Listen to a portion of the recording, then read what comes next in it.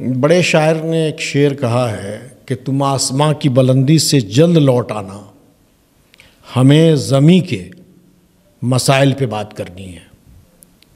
आसमान की ऊंचाइयां चाहे जितनी भी हों, लेकिन हम आदमी हैं और आदमी को ज़मीन से जुड़ा होना है और जुड़े रहना है, तो हमें ज़मीन से जुड़ी हुई समस्याओं के समाधान पे भी बात करनी होती है।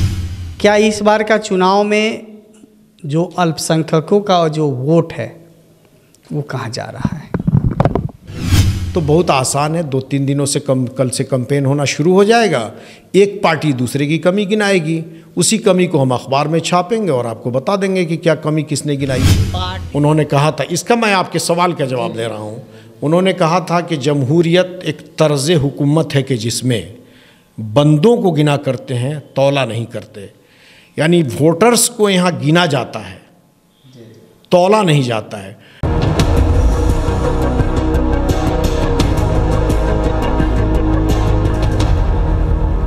रियल न्यूज 24 का चुनाव यात्रा पावर्ड बाई संजीवनी गोल्ड, शुद्ध चक्की का आटा, स्वाद चंपारण की मिट्टी का।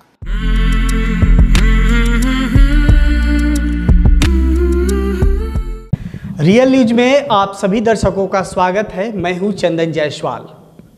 उजैर अंजुम जी हैं हमारे साथ, सीनियर जर्नलिस्ट हैं और वो बिहार के सबसे बड़े उर्दू अखबार कौमी तंजीम के मोतिहारी के ब्यूरो हैं हमारे साथ। सबसे पहले उजैर अंजुम सर, आपको रियल न्यूज में स्वागत है।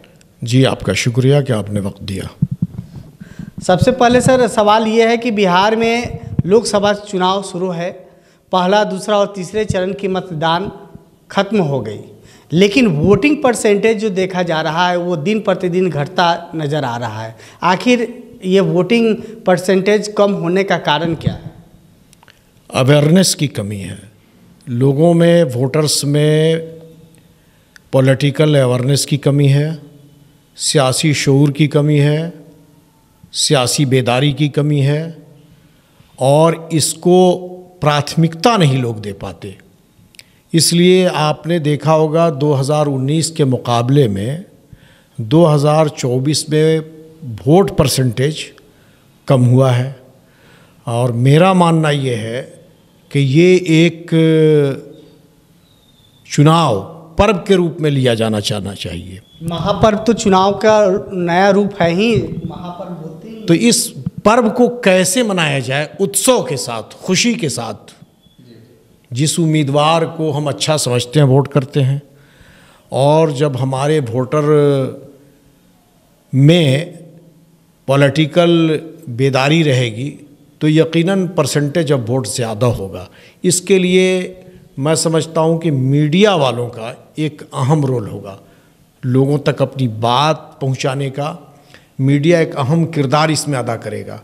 वो इसलिए भी अदा करेगा कि अभी तक जितने भी राज्यों में चुनाव हुए हैं, मैंने सब जगह की रिपोर्ट पढ़ी है, वो परसेंटेज ऑफ वोट मुझे घटता दिखाई दिया है, जो किसी भी जमहूरी मुल्क के लिए ये मुनासिब नहीं है। जिनको जिन्हें वोट देना है, जो उम्मीदवार उनको पसंद हो, उन्हें वो वोट करें, लेकिन वोट ज़रूर करें। मेरा तो मानना है कि वोट 70%, 80%, 90% तक जाए तो ये एक पर्व के रूप में हम इसको समझेंगे, अन्यथा नहीं। क्या लगता है इस बार का जो चुनाव है, जैसे 2019 में क्या था कि जो हर ज़िले में, हर जो भी स्टेट पे वहाँ के जो जिला प्रशासन होता था, वो लोगों का जो इस महापर्व को अवेयरनेस के रूप में जो करते थे, इस बार तो हमको नहीं देखा जा रहा है कि हर ज़िले में। ऐसे हमारे कई ज़िले में संवाददाता है रियल न्यूज के, तो वहाँ से भी कई ऐसे सामने खबर आई है कि जिला प्रशासन की जो अवेयरनेस की कमी है। क्या लगता है कि यहाँ भी मोतिहारी में जिला प्रशासन की अवेयरनेस की कमी है क्या?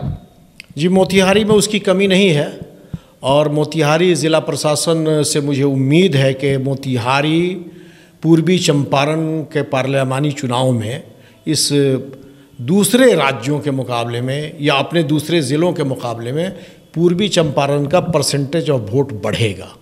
वो इसलिए बढ़ेगा कि यहाँ हमारे मीडिया के साथी लोग खबरें चला रहे हैं और अवेयरनेस लाने की कोशिश कर रहे हैं। दूसरे ये कि ज़िला प्रशासन की ओर से भी, जैसा कि मुझे मालूम हुआ है कि लोगों के बीच बेदारी लाने के लिए, जागृति लाने के लिए, उनको बेदार करने के लिए एक प्रोग्राम और एक कैंपेन चलाया जाएगा। जब कैंपेन चलाया जाएगा तो मैं समझता हूँ और आप आसानी से इस बात को मान लेंगे कि परसेंटेज ऑफ वोट बढ़ना तय है। वही तो कमी की बात मैं कर रहा हूँ। जो अवेयरनेस प्रोग्राम के बारे में, अभी कैंपेन के बारे में आप जो बता रहे हैं, उसी कैंपेन के बारे में मैं भी कहना चाह रहा था कि मोतिहारी जिला प्रशासन को वो कैंपेन करानी चाहिए ताकि लोगों के अंदर ये जागरूकता आए कि वोट परसेंटेज बढ़े। हो सकता है शहरी इलाकों में शहरी इलाकों में वोट परसेंटेज बढ़े, लेकिन रूरल एरिया में आप जा कर के देखें, आज भी जो है चुनाव के जगह लोग नहीं समझ पा रहे कि आखिर ये चुनाव है क्या। बिल्कुल आपने सही कहा। मैं आपके माध्यम से रियल न्यूज़ के इस स्टूडियो में बैठकर ज़िला प्रशासन को ये मैसेज देना चाहूँगा कि गांव, शहर, टोला, कस्बा में जो पॉलिटिकल रिप्रेजेंटेटिव हैं, जैसे वहाँ के माननीय विधायक हैं, ज़िला पार्षद हैं, सरपंच हैं, मुखिया हैं, वार्ड सदस्य हैं, यहाँ ज़िला पंचायती राज्य पदाधिकारी के माध्यम से हो या फिर ये कि ज़िला प्रशासन के दूसरे पर्सन्स के ज़रिए हो, बातें वहाँ तक पहुँचाई जाएं और वहाँ से गांव के कोने कोने से अवेयरनेस लाया जाए, बेदारी लाई जाए, जगाया जाए। और अगर ज़िला प्रशासन ने ये अमल किया, ये मेरी एक राय है, तो गांव से लेके शहर तक का परसेंटेज ऑफ वोट बढ़ेगा। इसलिए कि प्रतिनिधित्व करने वालों की एक अच्छी पकड़ अपने समाज में होती है, तो उन तक पहुंचने के लिए प्रशासन को रोल प्ले करना होगा। चलिए, ये तो रह गई वोटिंग परसेंटेज बढ़ाने की बात। अब हम बात करेंगे मोतिहारी लोकसभा चुनाव का, जो इस बार चुनाव होने जा रहा है। इस बार हमारे चेहरे जो है, जिसकी टक्कर की बात अगर की जाए तो बीजेपी की तरफ से राधा मोहन सिंह जी हैं, वहीं दूसरा इंडिया गठबंधन के तरफ से जो उम्मीदवार बनाया गया है, वीआईपी पार्टी के जो उम्मीदवार है राजेश कुशवाहा को बनाया गया है। क्या लगता है इस बार का टक्कर जो है, क्या लगता है इस बार का टक्कर जो है कांटे की टक्कर होगी या फिर पहले की तरह जो होता आ रहा है 5 बार से वो होगा? ये पॉलिटिकल एक तरह से जंग है और जंग आसानी से नहीं जीती जाती। और जिसे लोग कहते हैं कि टक्कर होगा या नहीं होगा, आपने सवाल उठाया, तो मेरा जवाब ये है कि मुकाबला बड़ा सख्त होगा और कांटे की टक्कर होगी। और कांटे की टक्कर में चुनाव कोई भी जीत सकता है। आज तो सिंबल अलॉट हुआ है, बड़ी पार्टियों को तो पहले से सिंबल है, लेकिन जिन्होंने नॉमिनेशन फाइल किया था 9 मई 2024 को उनका सिंबल अलॉट हुआ। ये तमाम लोग अपने अपने फील्ड में अपने सिंबल के साथ प्रचार प्रसार करेंगे। 12 उम्मीदवार पूर्वी चंपारण से अपनी किस्मत आजमा रहे हैं। अब किसकी किस्मत में बाजी है, ये तो 4 जून को फैसला होगा। लेकिन अभी तक जो सिचुएशन है, जो हालात हैं, जो मैं पढ़ रहा हूँ, मुकाबला बड़ा आसान नहीं है, मुकाबला सख्त होगा और मुकाबला एनडीए और इंडिया गठबंधन के दरमियान होगा और सीधी टक्कर होगी। बीजेपी की तरफ से तो कहा जा रहा है कि टक्कर है ही नहीं, तो फिर आप कैसे उम्मीद जता रहे हैं कि हाँ इस बार की टक्कर कांटे की होगी? कहा तो 12 प्रत्याशियों की जानिब से भी जा रहा है। 12 उम्मीदवार पूर्वी चंपारण में अपनी किस्मत आजमा रहे हैं। नॉमिनेशन जिनका रद्द होना था, रद्द होने के बाद 12 बच गए हैं। तो इनमें से निर्दलीय उम्मीदवार से भी अगर आप बात करेंगे, आप मीडिया कर्मी हैं, तो वो यही कहेंगे कि सारे उम्मीदवार मुझसे लड़ रहे हैं। हर आदमी अपनी जीत का दावा करता है, लेकिन बीच में जो लोग होते हैं, एनालिस्ट होते हैं, या फिर ये कि जो समाज पे जिनकी गहरी नज़र होती है, जब आप उनसे बात करेंगे तो सच्चाई क्षण के सामने आ जाती है। ये 12 में से कौन जीतेगा कौन हारेगा ये तो वक्त बताएगा, लेकिन साफ सुथरी और सच्ची बात यही है कि इंडिया गठबंधन और एनडीए में डायरेक्ट टक्कर होगी और ये चुनाव इन दोनों में से किसी के पाले में भी जा सकता है। यानी टक्कर कांटे की है मोतिहारी लोकसभा चुनाव में। जी मैं तो मान रहा हूँ, मैं मान रहा हूँ। अगर जातीय समीकरण के आधार से अगर देखा जाए वोटिंग परसेंटेज, तो क्या लगता है? बिहार में तो इसका असर पड़ता है और दीगर रियासतों में भी मैंने इसका असर देखा है। तो इसी असर की बुनियाद पे अगर मोतिहारी पूर्वी चंपारण का चुनाव हुआ तो लड़ाई किस ओर चली जाएगी ये आप भी अच्छी तरह समझ रहे हैं। जी जी, अच्छी बात है।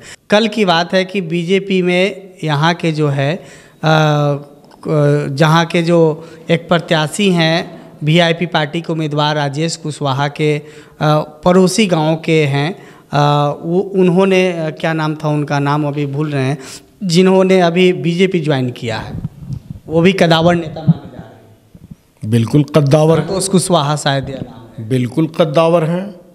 मैं उनके कद और काठी से इनकार नहीं कर सकता, उनकी पकड़ भी पॉलिटिकल हो सकती है, लेकिन मेरा मानना ये है कि किसी एक व्यक्ति के पार्टी बदल लेने से वोटर्स पार्टी बदलते नहीं हैं।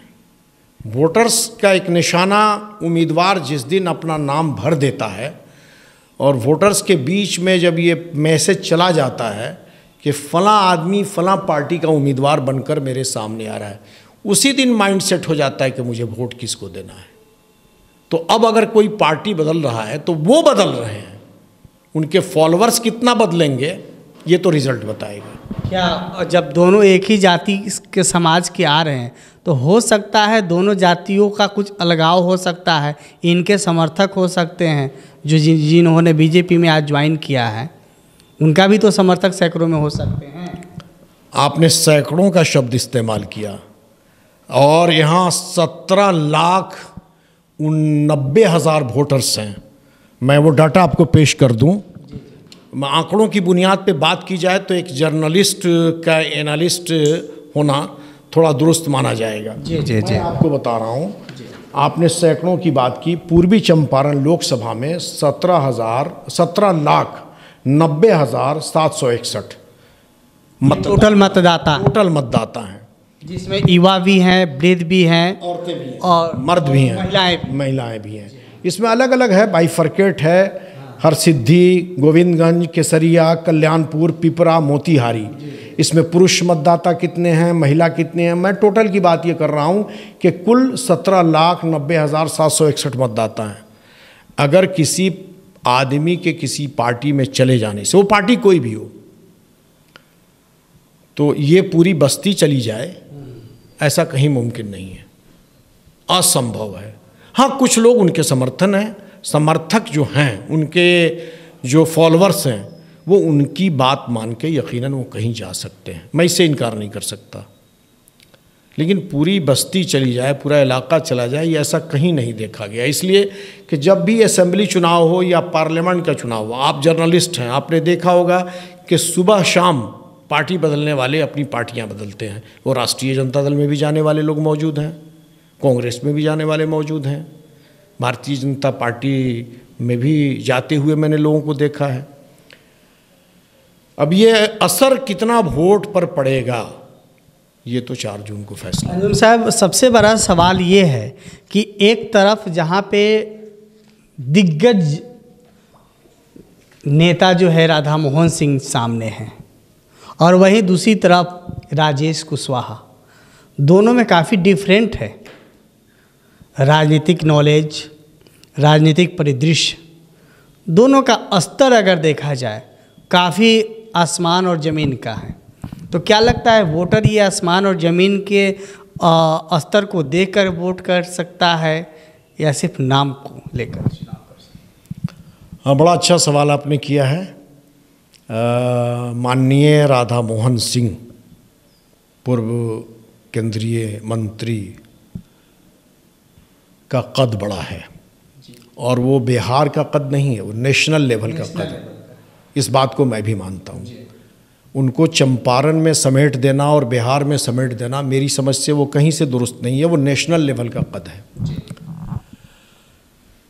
और एक तो वो भारतीय जनता पार्टी के प्रत्याशी, नंबर 2 जिनका आपने नाम लिया डॉक्टर राजेश कुमार कुशवाहा, ये भी एक्स एमएलए रह चुके हैं, राष्ट्रीय जनता दल के एक्स एमएलए हैं और इन्होंने भी 5 साल रिप्रेजेंटेशन का हक अदा किया है।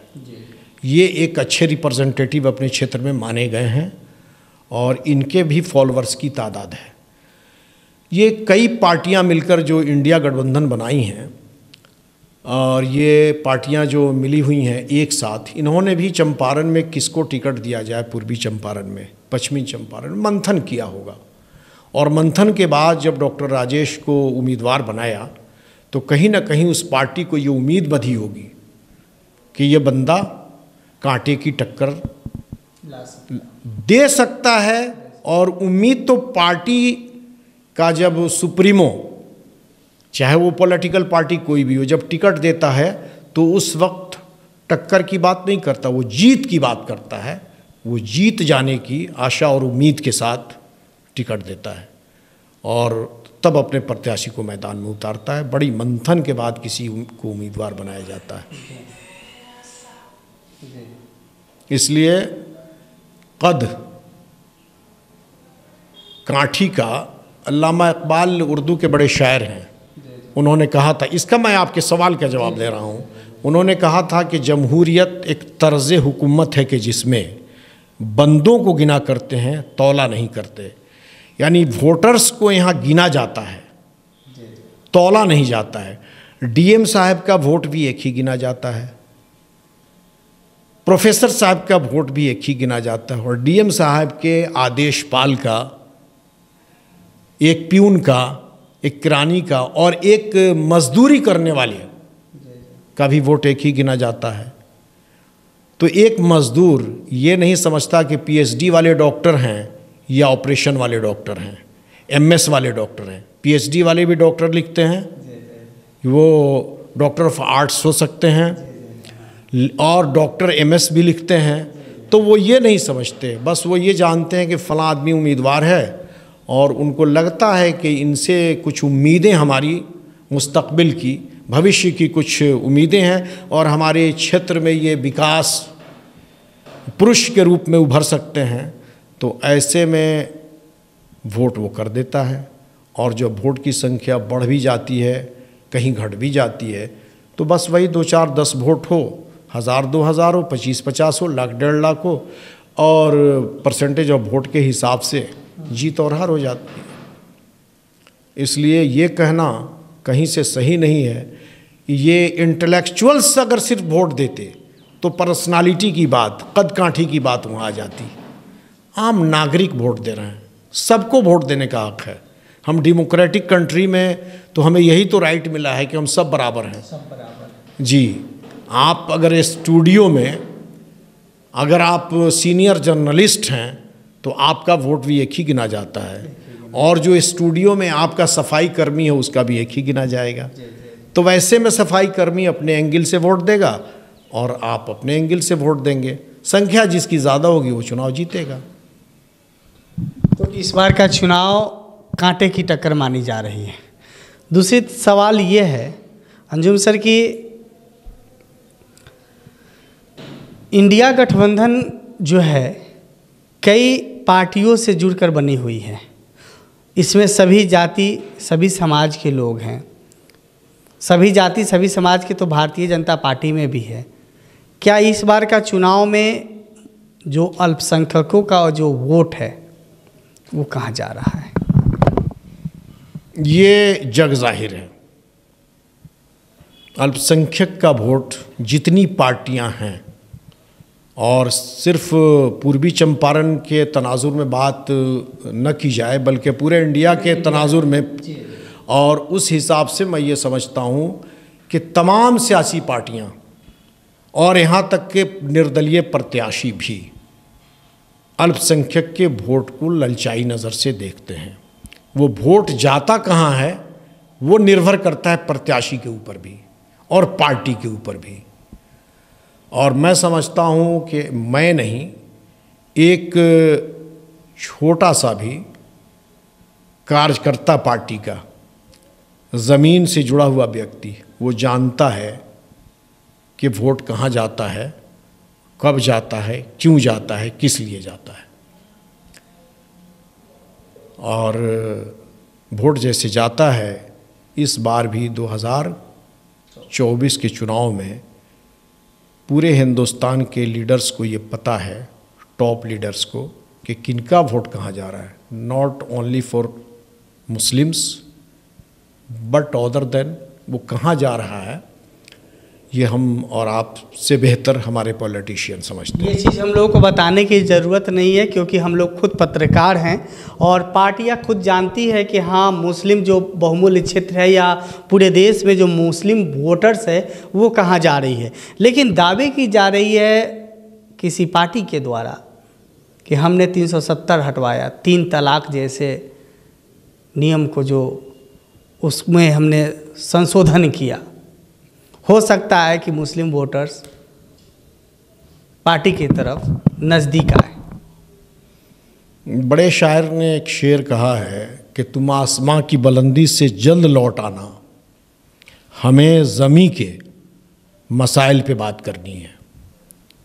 आसमान की ऊंचाइयां चाहे जितनी भी हों, लेकिन हम आदमी हैं और आदमी को ज़मीन से जुड़ा होना है और जुड़े रहना है।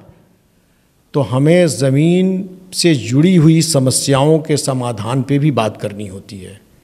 तो हमें ज़मीन के मसाइल के हल के लिए भी, यानी जहाँ हम रहते हैं उस समाज के हल के लिए भी, ऐसी बातें अगर उनको समझ में आ जाती हैं तो वोटर्स अपना वोट जिसको चाहे वो करते हैं। वो आप भी जान रहे हैं, एक जर्नलिस्ट वो अच्छी तरह जानता है और एक पॉलिटिशियन भी कि किसका वोट कहाँ जा रहा है। और इसे मैं आपके रियल न्यूज़ के माध्यम से कैसे कहूँ कि किसका वोट कहाँ जा रहा है। आपका कहाँ जा रहा है मैं नहीं जानता, मेरा कहाँ जा रहा है आप नहीं जानते। हम तो पर्सनालिटी को वोट देते हैं और हम देखते हैं हम भारत के निर्माण में इनका रोल क्या होगा, मैं उसको वोट करता हूँ। मुझे क्या पता कि हमारे सामने जो मेरा इंटरव्यू कर रहे जर्नलिस्ट हैं, सीनियर जर्नलिस्ट, उनका वोट कहाँ जाएगा, उनके घर के लोगों का वोट कहाँ जाएगा। इसलिए ये बात कोई भी जर्नलिस्ट अपनी ज़बान से नहीं कहेगा या एनालिस्ट के किसका वोट कहाँ जा रहा है। चलिए, अगली सवाल ये है कि ये तो हम लोग जातिवाद पे बात कर लिए, अल्पसंख्यकों पे बात कर लिए। सवाल ये है कि जो स्थानीय सांसद जो राधा मोहन सिंह जी मौजूद हैं यहाँ भी, तो उनसे कमियाँ क्या रह गई हैं। आखिर अगर हम विकास की बात करें तो देश में विकास हो रहा है या नहीं हो रहा है वो पूरे देश की जनता जान रही है।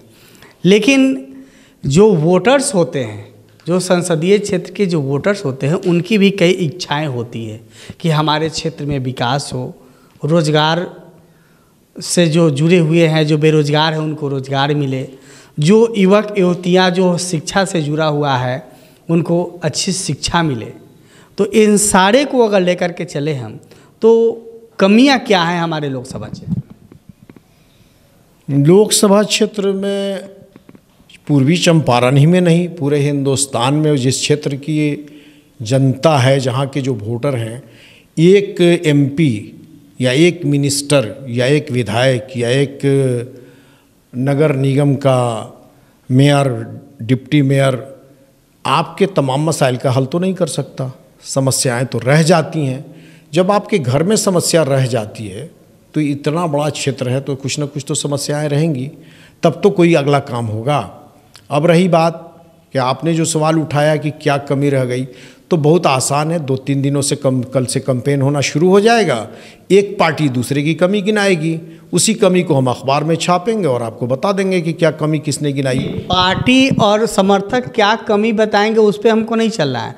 हम लोग आज बैठे हैं, जो हमारे बेरोजगार युवक है, जो युवतियाँ हैं जो शिक्षा के क्षेत्र में आगे बढ़ना चाह रही है, लेकिन वो उनको जगह नहीं मिल पा रहा है, तो फिर वैसे लोगों के लिए भी कुछ होनी चाहिए। हाँ बिल्कुल, सरकार चाहे पार्लियामेंट चुनाव वाले ज़माने की हो या फिर असेंबली की हो या फिर लोकल हो, सब ने यही कहा है कि हम बेरोज़गारी दूर करेंगे, लेकिन जब नौजवानों से बात होती है तो मुझे एहसास होता है कि हर घर में नौजवान हैं और वो बेरोज़गारों की तादाद ज़्यादा है। और इस समस्या के समाधान को लेकर के सिर्फ एक पार्टी ही नहीं बल्कि तमाम पार्टियां अपने मैनिफेस्टो में ये वादा करती हैं कि इस बार हमारी सरकार बनी तो हम को रोज़गार देंगे, और रोज़गार पार्टियां दे भी रही हैं, हुकूमतें दे भी रही हैं। इतना बड़ा मुल्क है, समस्याएं तो रहेंगी, बेरोज़गारी तो रहेगी। हम आशा और उम्मीद कर सकते हैं कि सरकारें अब तक जो थीं उन्होंने अपनी औकात पर रोज़गार दिया, और जिनकी बनने वाली है तो उनसे हम यही रिक्वेस्ट करेंगे कि आप इन नौजवानों को, इनका भविष्य कैसे उज्जवल हो उसका ख्याल रखते हुए इन्हें रोज़गार से जोड़ें।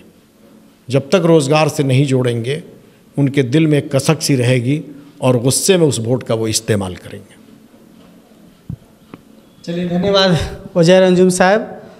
सवाल तो बहुत सारे हैं, लेकिन अगर एक एक सवाल पे हम लोग बात करें तो घंटों के घंटों लग सकते हैं।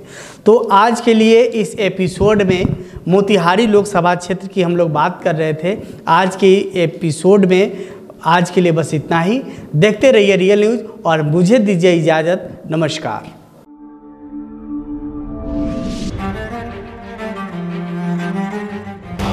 बोल के लब आजाद है तेरे, बोल के सच जिंदा है अब तक। बोल जो कुछ कहना है कह ले, बोल ज़बां अब तक तेरी है।